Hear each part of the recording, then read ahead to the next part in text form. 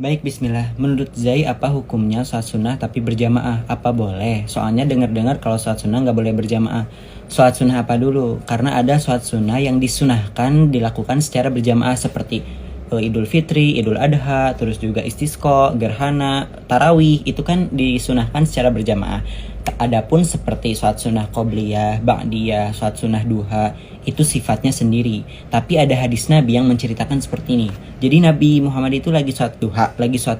Ternyata ada sahabatnya yang ikut tuh nepak, ikut sholat aja. Dan Nabi nggak negur apapun, dibiarin aja sama Nabi. Nah, maka dari hadis ini, para ulama tuh berpendapat kalau misalkan sholat sunnah duha itu boleh dilakukan secara berjamaah. Dan insya Allah sah. Makanya kenapa di SD-SD ya suka ada yang anak-anaknya tuh sholat sunnah berjamaah untuk mengajarkan. Itu silahkan, tidak apa-apa. Dan insya Allah tetap sah dilakukan secara berjamaah juga.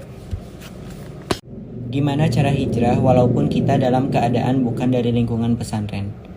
Sebenarnya sih lingkungan pesantren itu nggak pasti juga menjamin orang itu bisa jadi soleh, bisa jadi baik. Karena ada juga beberapa orang yang pesantren, maaf ya, ada beberapa orang juga yang pesantren, hidup di lingkungan pesantren, tapi ya masih dibilang ya gitu-gitu aja gitu.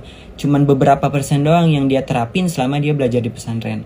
Nah, ngomongin soal hijrah, sebenarnya pembahasannya panjang banget, cuman aku saranin hijrah itu bisa dibilang sulit kalau misalkan sendirian.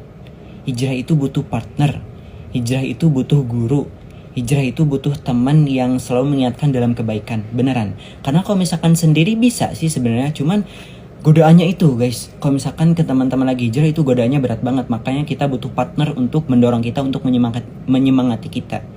Ya seperti itulah. Pokoknya panjang banget ngebahas hijrah. Segitu aja ya sarannya ya. Semoga bermanfaat.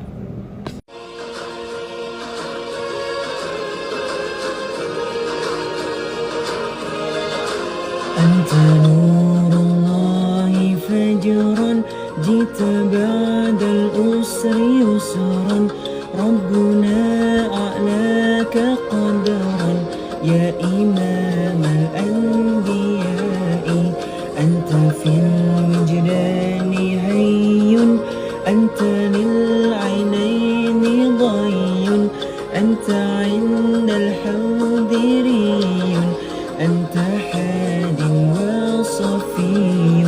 Ya Habibi Ya Muhammad Ya Nabi salam alaika Ya Rasul salam alaika Ya Habib salam alaika Salawatullah alaika.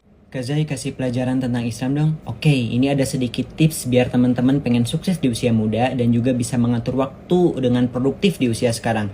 Maka terapkan ayat waja'alna al-laila libasa waja'alna an-nahara masa. Waja'alna al-laila libasa, kata Allah, jadikan malam itu sebagai istirahat. Pelajarannya, siapa yang malamnya masih sering bergadang? Kalau malamnya sering bergadang, otomatis otak kita ini sedikit melemah guys. Gak bisa fokus, gak bisa mencari solusi, gak bisa mendapatkan ide gitu ya. Bawaannya tuh males, bawaannya tuh ngelamun. Itu efeknya dari bergadang guys, beneran. Kemudian yang kedua, waja'alna an-nahara ma'asa. Jadikan siang itu sebagai aktivitas kamu, maksimalkan sebagai aktivitas kamu.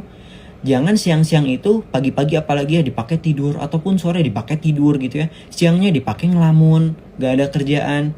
Maka kita perlahan-lahan kita benerin yuk pola hidup kita dengan waja'alna al-laila libasa waja'alna an-nahara ma'asa.